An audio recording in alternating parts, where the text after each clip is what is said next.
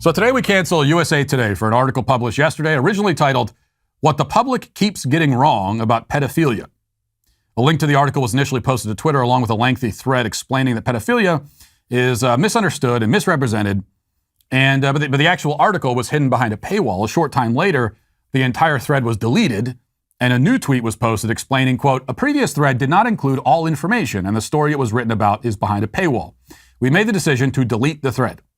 They also apparently made the decision to change the headline of the article, which is now titled, "The Complicated Research Behind Pedophilia." Now, it's impossible to know what other edits they may have made, but they removed the paywall, and let's read a little bit from the article as it now stands. Quote, "Pedophilia is viewed as among the most horrifying social ills, but scientists who study the sexual disorder say it is also among the most misunderstood. When most of the public thinks of pedophilia, they assume it's synonymous with child sexual abuse, a pervasive social problem that has exploded to crisis levels online. Researchers who study pedophilia say the term describes an attraction, not an action, and using it interchangeably with abuse fuels misperceptions. The American Psychiatric Association's Diagnostic and Statistical Manual of Mental Disorders says that pedophilia is defined by, quote, recurrent, intense, sexually arousing fantasies, sexual urges, or behaviors involving sexual activity with a prepubescent child or children. Scientists have, in recent decades, improved their understanding of pedophilia's causes, prenatal and early childhood risk factors, as well as how pedophiles can better control impulses. One of the most significant findings is that scientists who study this disorder say that pedophilia is determined in the womb, though environmental factors may influence whether someone acts on an urge to abuse." All right, the article then goes on to favorably reference Alan Walker. You may remember Walker as the creepy college professor who advocates for destigmatizing pedophilia. Walker is affiliated with the Prostasia Foundation, which we've talked about on the show. He's appeared on there, he or she, I can't remember which one, on their YouTube channel and in interviews on their site. This is an organization that is several levels beyond creepy and which is also concerned with destigmatizing pedophilia. In fact, if you go to Prostasia's website right now, the very first thing that pops up is a, quote, safety guide for, quote, age play. If you're wondering what that is, Prostasia explains that age play is, quote, a form of role play in which at least one of the participants adopts the role or mindset of someone younger, a teenager, a child, or even a baby. So now you have some idea of what we're dealing with. Back to the article in Alan Walker. It says, an academic at Old Dominion University in Norfolk, Virginia, who's talked about destigmatizing pedophilia and referred to pedophiles as minor attracted people, resigned in November following the outcry over the phrase. Alan Walker argued destigmatizing the attraction would allow more people to seek help and ultimately prevent child sexual abuse. There is growing support in the field for Walker's point of view.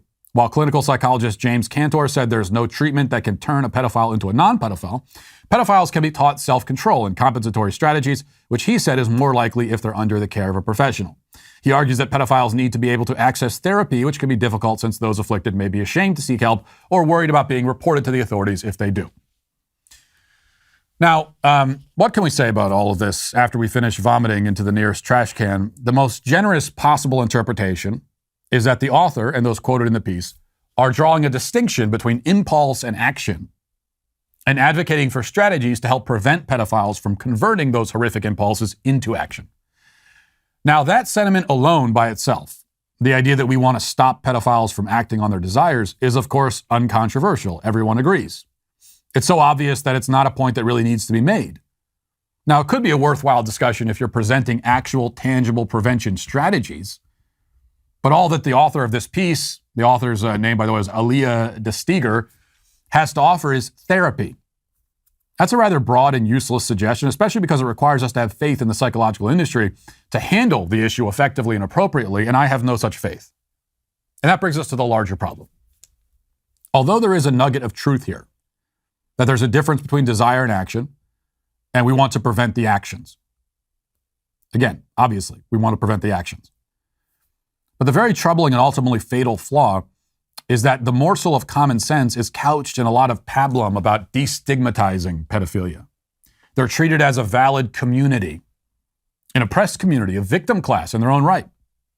And much emphasis is placed on the claim that pedophiles are born with this desire. Now, that latter point may also be true in some cases. It's possible that something has gone wrong in the brain of the pedophile, and that at least in some cases, we can trace the problem back to the womb. Now, that entirely removes the moral and spiritual element, once again medicalizing the problem of human evil, which is a problem. But it wouldn't surprise me if there was some sort of neurochemical facet to this issue. Fine. But the problem is that all of this stuff, it's a community. They're stigmatized. They're oppressed. Their desires are natural, quote unquote. They're born with it. All of this has always been the pretense for eventually normalizing and then finally celebrating the act itself. Now, they're not doing it yet explicitly. Even the nightmarish Prostasia Foundation, with its guide for pedophilic sexual role play, isn't coming out and explicitly saying that it's normal or good to rape children. What we're witnessing now is the groundwork.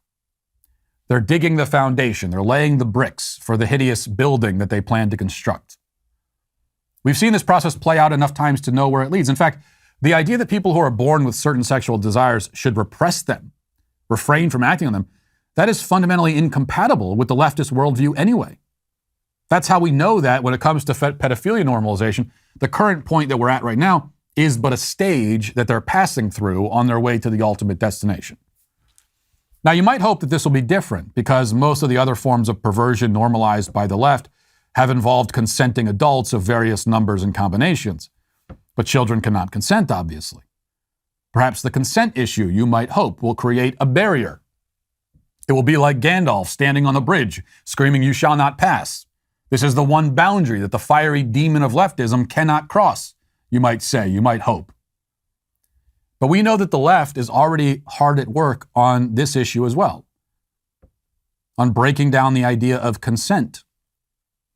Because they tell us that children, very young children as young as 2 or 3, can consent to all sorts of things, make all kinds of decisions, even sexual decisions. They can consent to change their gender. So you see how another foundation right now is also being formed. More bricks are being laid. Eventually, the 2 construction projects will be connected, and within a few years, I give it maybe 5 years, the actual act of pedophilia will be openly and explicitly defended. This USA Today article is just one of the opening salvos in that effort. And for that reason, USA Today is today canceled.